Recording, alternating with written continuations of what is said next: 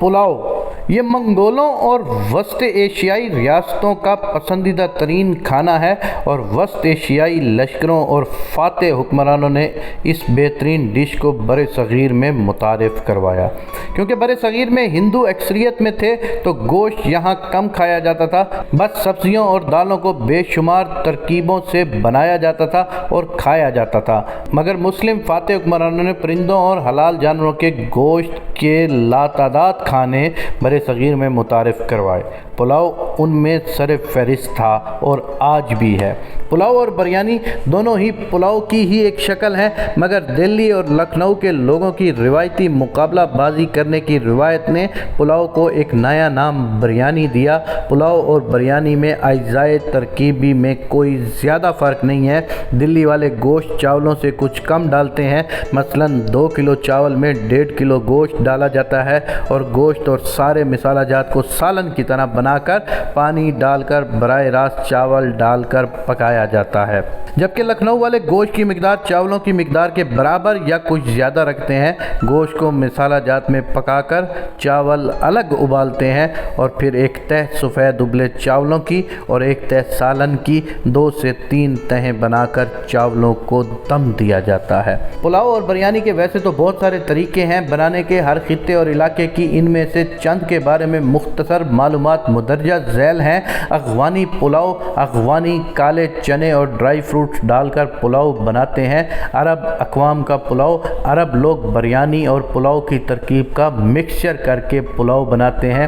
چاولوں کو مسالے ڈال کر بوائل کر کے اوپر سے تڑکا لگایا جاتا ہے اور گوشت کو الگ بوائل کر کے فرائی یا بھاپ پر گلا کر چاولوں کی بڑی ڈشز پر اوپر رکھ دیا جاتا ہے۔ بڑی دعوتوں میں بڑی بڑی تھال نما ڈشز میں چاولوں کے اوپر سالم روسٹ کیے ہوئے دمبے، بھیڑ یا بکروں کو اور اونٹ کے گوشت کے بھی بڑے پیسز رکھے جاتے ہیں۔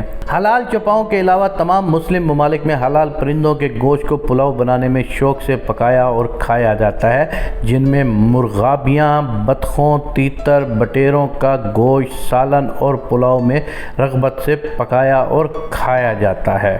عرب لوگوں کی بریانی اور پلاؤ کی ترکیب کے مکسچر کر کے پلاؤ بنانے کے نام کو مندی کہا جاتا ہے، جو آج بھی سعودی عرب اور مختلف علاقوں میں بہت زیادہ مشہور ہے۔ افریقی ممالک میں بھی پلاؤ مختلف تراکیب سے شوق سے بنایا اور کھایا جاتا ہے۔ بر صغیر میں وسط ایشیائی لشکروں اور فاتحین کے آنے سے یہاں کے کھانوں میں مسلم ہندو کھانوں کی بے شمار نئی تراکیب ایجاد ہوئی ہیں، جن میں سبزیوں کے پلاؤ، جن میں تازہ ہرے مٹروں کا پلاؤ، کالے چنوں کا پلاؤ، چھولے چنے کا پلاؤ، مکس سبزیوں کا پلاؤ، آلو کا پلاؤ اور چنے کی دال کا پلاؤ مشہور ہے۔ مغل دور میں باکمال باورچیوں کے مختلف پلاؤ بادشاہ اور شاہی خاندان کے افراد کے لیے تیار کیے جاتے تھے۔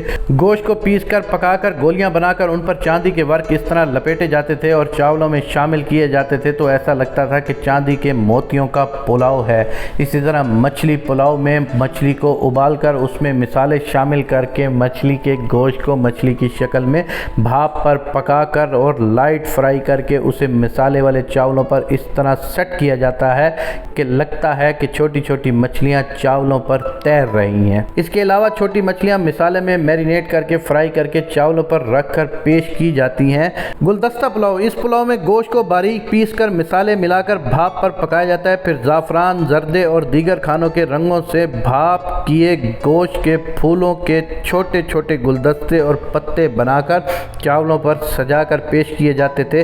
اب نہ وہ ماہر ہنرمند باورچی رہے اور نہ ہی خالص مسالے اور اشیاء خورد نوش، مگر اب تک ہر ملک اور قوم کے لوگ کھانوں کو لذیذ خوش ذائقہ بنانے کے نت نئے تجربات کرتے رہتے ہیں اور کھانوں کی سجاوٹ کے بے شمار طریقے استعمال کیے جاتے ہیں، مگر پلاؤ اور بریانی اور کباب آج بھی مسلم ممالک میں پسندیدہ ترین کھانوں میں شمار ہوتے ہیں۔